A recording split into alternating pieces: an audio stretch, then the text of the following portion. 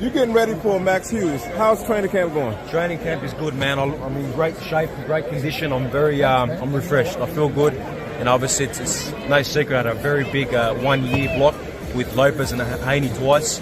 A lot of big fights, a lot of promotion and media and all that work. So I had time to be able to step back a little bit, enjoy with my kids and family, still train, and I'm looking forward to coming back within the next 10 weeks. The fight will be on. The announcement of the date will be official very soon. And I'm back. Ferocious is back. Simple as that. Some fans say that Devin is pillow-fisted. He has no power. You've been in there with him twice, so tell us what his power is like. No, definitely not. He's got a very, very solid power. It's an explosive power. I was talking about this earlier today in another interview that power is different for every person. If I quickly jab you like that, without you noticing, it's going to hurt, right? Or you got that thumping power. That really you feel. Devin's got that sharp power. Rate it from 1 to 10. I'm not rating it because at the end of the day it's everyone's different. You know, I've been in some real solid fights, some big fights. I've taken some big shots in my career where I feel the power and I can get through it. Some other guys that don't feel power might rate it a different size. I'm not going to rate it, but he definitely has power and. Let's see tomorrow. You've been in there with Teofimo Lopez 12 rounds. You've been in there 24 rounds with Devin. Who has more power, and who do you think wins if Devin moves up to 140 in his next fight? Look, I think Lopez has more of the thumping power. You know what I mean? It's that thump. But again, thumping power doesn't win you fights. It's the sharpness. It's the shots that you don't see. That's take its toll and break it down. That's what Devin has. If they were to fight at 140, I think Devin is again the jab, the movement. He'd be able to pick him from distance. But again, Lopez, you can never count him out. He's a very good fighter, regardless of what I did to him. He's a very good fighter, and let's see what he does with Josh Taylor. If he was to beat Josh Taylor, that puts him back, right up there. And then interesting super fights to be made. Hey, the lightweight division is the deepest division in boxing. We have Tank and we have Shakur out there. Yeah. Who would you say is the best lightweight in the world right now? Right now is Devin Haney. He's got all the belts. He's the man that is at the top. He beat the man that beat the man that beat the man. So he's the guy right now. Look, big respect to Shakur and Gervonta Davis, all these guys. Shakur's just come to the division. Tremendous fighter, great talent. So again, he's definitely going to make some noise. And Tank as well. I think Tank is a tremendous fighter, but he hasn't fought the top end guys to rate him where he's the number one. There's other options out there for me, but I've got to bounce back. I've got to make my statements. How about Gervonta and Shakur? Yes, Gervonta, Shakur are all guys that I love to fight, guys that I want to fight.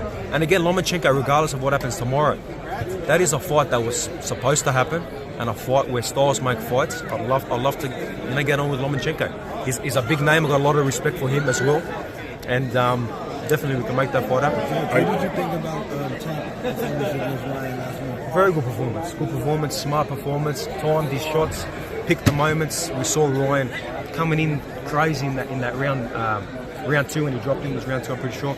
And I said it before he did it. The chin was up there and he's throwing shots. He got excited. Boom. You can't do that with a guy like Gervonta Davis. He's a smart fighter. He's seasoned, and he's got that one-punch power that can hurt you. Ryan says moving up to 140, it seems like he got a new trainer in Derek James. Yeah. It's a good move. I think it's a very good move because you got to look at who Derek James has. Anthony Joshua there, Errol Spence, Charlo. Good guys around him, and I think that's what Ryan needs. Disciplined fighters, guys that are dedicated to the craft, that are going to sit there and make sure he's in line. Because we've all heard of that. His biggest flaw is his discipline and dedication to the sport. It's great being a superstar, it's great being on social media and saying who we are and having all these fans, but if you don't perform in the ring, if you don't have that discipline, it's a hard take. What about you and Frank Martin? Yeah, definitely a good fight as well. Frank Martin, I think, is doing great work. I think he needs to obviously build it up a little bit more. If he can pick up a championship, if these belts become vacant, it makes a lot more sense at this point. Obviously, I'm now signed with Top Rank. He's with PBC, so there'll be a lot of negotiations to be done. Yeah, definitely. You know me. I'll fight any man, and I love the biggest and best fights, and I'm here to make a bang. That's why I came back to Australia, back to the US. I didn't want to stay in Australia. I didn't want to sit there and fight easy fights and bring some imports. I'm back here, Ferocious is back, and I think the lightweight division needs me. Let's be serious. How do you see If we look at the whole process of everything, when I beat Lopez, if Lopez was to beat me, he was going to vacate everything. I beat Lopez, I give Devin the opportunity. He beats me. Now Lomachenko, after refusing the opportunity for his bigger, obviously, fight with the war, gets his shot again. So it wasn't for me, and I sat there and had some easy fights and I won the belts. We wouldn't be here. We might have had Kambosos versus Joe Blow from 7-Eleven down the road. At MGM. Kambosos, in the future, do you plan on moving up in weight? You know, after a couple of years.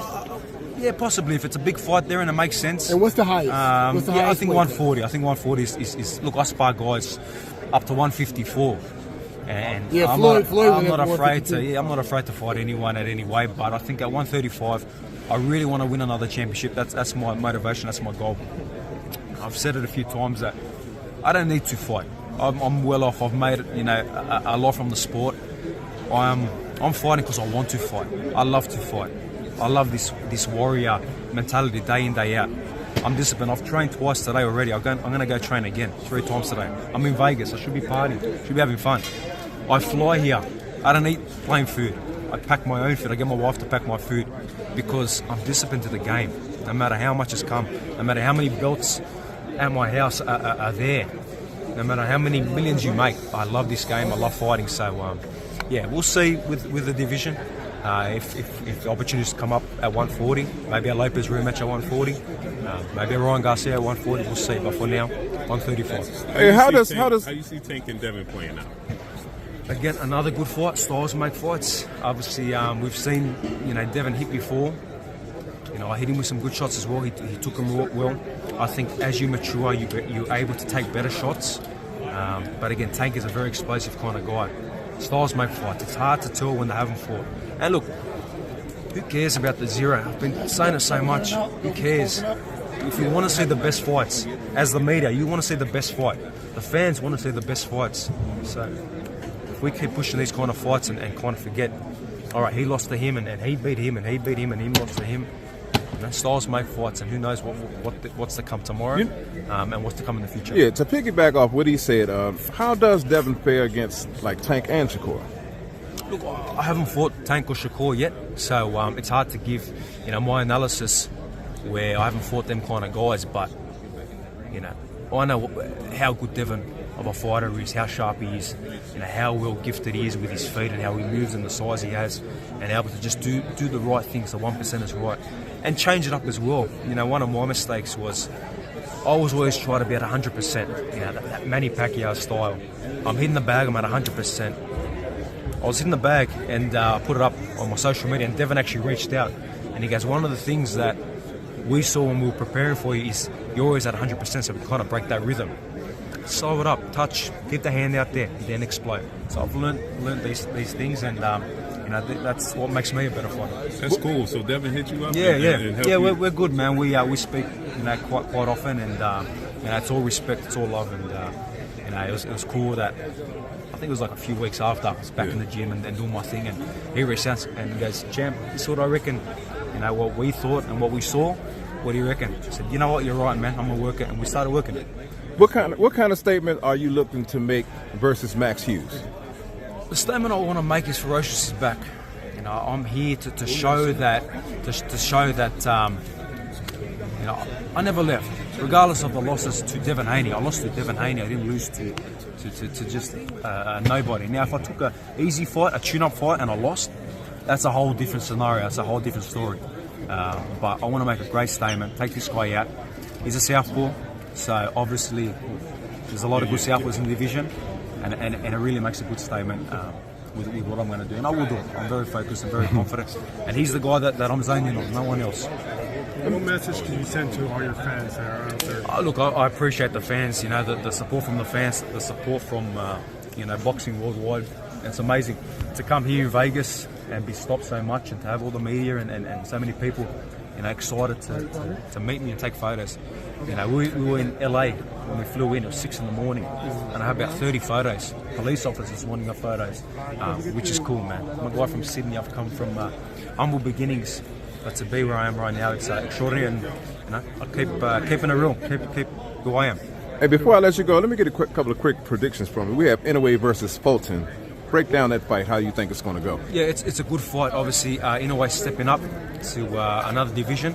I think Inoue, he's wrecking now. Like, he's on that relentless tear. But it's a good fight. Fulton's a good fighter too. But I think Inoue's just too explosive, man. That power is incredible. And my last one for you, if it happens, let's say if it happens now, Crawford versus Errol Spence. Oh, it's such a good fight, man. Let's hope it happens. I gotta give the edge to Crawford, man. Just yeah, that be able to switch, go to southpaw orthodox. I think can catch Spence off guard a few times. And we saw Spence get hurt against Ugas, which tends to say that if you catch him well, it can hurt him as well. But let's just get him in the ring, man. Let's do it. I want to see it. Thanks a lot, man. Thank you, man. I appreciate it. Right. Thank you, man.